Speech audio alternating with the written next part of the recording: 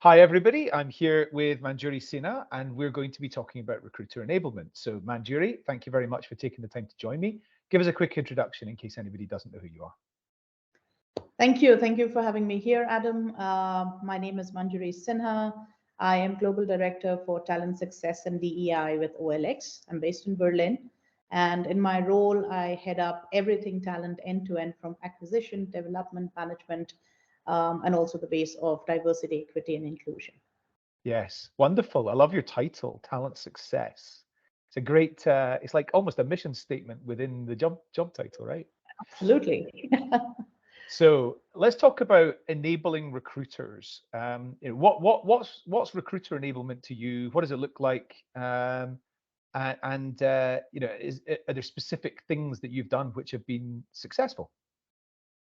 Yeah, so I think it for me, recruiter enablement comes in three packages. One would be basic, that is the basic skills, competencies required to perform a recruiter's role as such, right? However you understand it, end-to-end sourcing, recruiting, and scheduling, or do you understand it as end-to-end recruiting and then you have other teams for coordination and sourcing? So however you do that, basics of recruiting. The second bit is for an probably, if I would say, raising the bar, sounding very cliched here, but raising the bar of that recruiter, and that's where the enablement aspect comes in.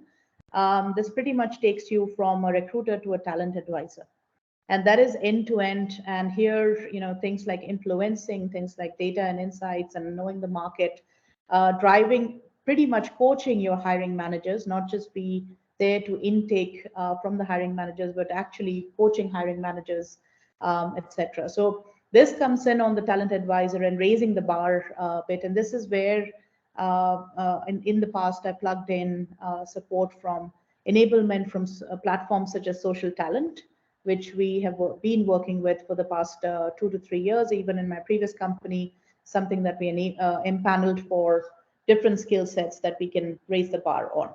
The second aspect on this area is we've also done some work with John Vlaslika's organization for senior recruitment leaders, again, raising the bar on how do you influence. It's not just about one rec or one vacancy, it's about driving the even from the get-go of the workforce planning. Where do you find these particular talents? Where should we take it as a location base, etc. The third element, Adam, that I see in this is altogether for the future for the role of the recruiter. And I think it becomes very imperative right now because we are living in this world where, because of the dent in business of macroeconomics, we've had a lot of recruiters being laid off. And one of the reasons is because they were not upskilled for the next. And I think this is an opportunity, and teams like mine, where we've evolved and brought all talent together, there's an opportunity of developing recruiters to the talent advisor, plus extending towards a talent partner role, understanding onboarding, understanding even the full life cycle, and how can we make skill up or internal mobility, hiring for skills within the organization also possible. So taking that a little bit, not just the understanding and the perception of the organization that the recruiting team is only there for operational hiring, going out, looking out for people and coming back, but adding that additional value element. And this is definitely the third upskilling area where we need more work to do as such. Right. Okay. Wonderful. So, do you link these levels of competency? Are they linked to? I mean, to an extent, they're definitely linked to the length of experience somebody has, because it takes Yeah. time to become a partner, right? Yes. To have seen enough, have enough experiences and come across enough scenarios that how to. You've got to be kind of agile in the way that you go about Mhm. handling different situations, because people are difficult to put into boxes, and like this, the things you need to do to manage different scenarios are very varied. Um, does this link to like pay and reward and that type of thing as well? I mean, yeah. Absolutely, absolutely, Adam. I think that is one of the things that is first and foremost. And whenever in the past I've taken over teams, is the first thing to do is the hygiene factor on really setting out competency framework for the talent team as such. And if I restrict it to the TA team as such, and I think talking about, what are the competencies and even proficiencies if you want to go deeper for a junior, for a mid, for a senior, if you have a principal recruiter, what does it mean, etc. And yes, then your goals will be aligned, your KPIs will be aligned, and at the end of the year, you will be assessed based on this delivery. So of course, a principal recruiter ideally would also be assessed on the influencing aspect that the recruiter has with their leader. Maybe a junior recruiter definitely will not be assessed on that, but rather would be assessed on basing hiring numbers. So yes, for Mm, sure, it is connected. mm, And if it's not connected, there's no incentive also for the person to skill up apart from the self-learning bit, for sure. mm. Okay, we've talked a bit about like learning and skills and competencies. What about in the area of, for example, things like content and tools and things like that? One of the problems that I see in a lot of talent acquisition teams is that these things are disparate. They're kind of spread out all over the place and they're difficult to get access to.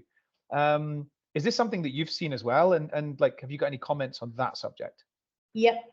I think there are two parts to this, Adam. Number one is, like you said, bringing everything together, and that's where even basic areas, whatever tools we are using in an organization, we use Wiki, we use Confluence, or just bringing something, and we call it a TA central in our organization. So bringing all the important information that a recruiter would need to make the pitch and sell the role, etc., etc. The other challenges, and which is something which probably is a perennial problem with our profession, we don't talk business often. We talk everything but business. And I Mm, think this is more of a learned experience that recruiters need to inculcate.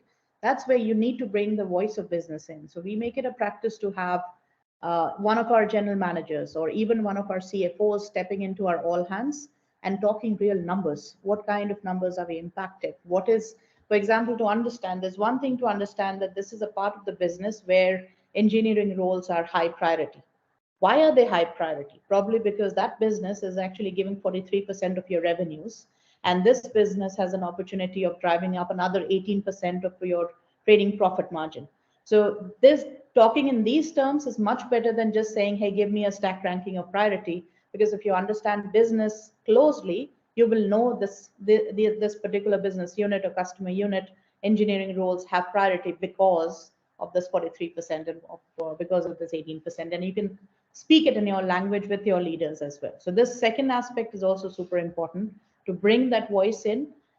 Sharing some what I've seen really doesn't work, sharing material, because unless you hear it in a way, it doesn't settle in with the population. So it's always better to get it from the horse's mouth. yeah, I think that's wonderful. It is a challenge for not just people in recruitment, but people in every different business function to understand what else is going in all the other teams unless they do something really active about it, like you have by like going and bringing people in, business leaders in to talk about their priorities. So I think that's a wonderful learning opportunity and really good for your team to become more impactful to the organization and talk the language that the hiring managers talk as well. Yeah. And another thing, Adam, I just thought about this, and this is a learning from me as well. So we had our engagement survey this year, and one of the feedback that came in after the engagement survey results, we go back to our teams and ask them, because some responses can be very generic. So you really drill down and say, what does it mean for me? Well, how can we as a leadership from TA, talent, and HR make a difference? And the feedback was that we usually do not see how our day-to-day is impacting the business. So what I did for this year for our, because we work with the fiscal year format, what I did for this year, when we are setting out the goals, the overarching team goals, before mentioning the goal and the theme, I've actually mentioned what business problem we are solving.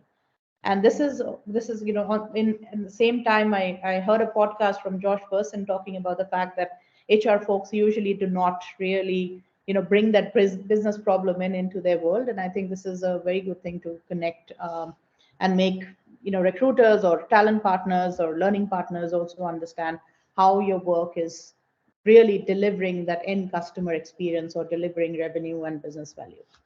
Mm. Great. Okay, Manjuri, thank you very much for taking the time to join me today. Many of the things that you've said here aren't specifically things that other people have contributed to this channel. So I'm going to enjoy writing up the notes Super. to add to the summary for LinkedIn and YouTube. And yeah, thank you very much. It's been great to talk to you. Thank you so much, Adam. Thanks.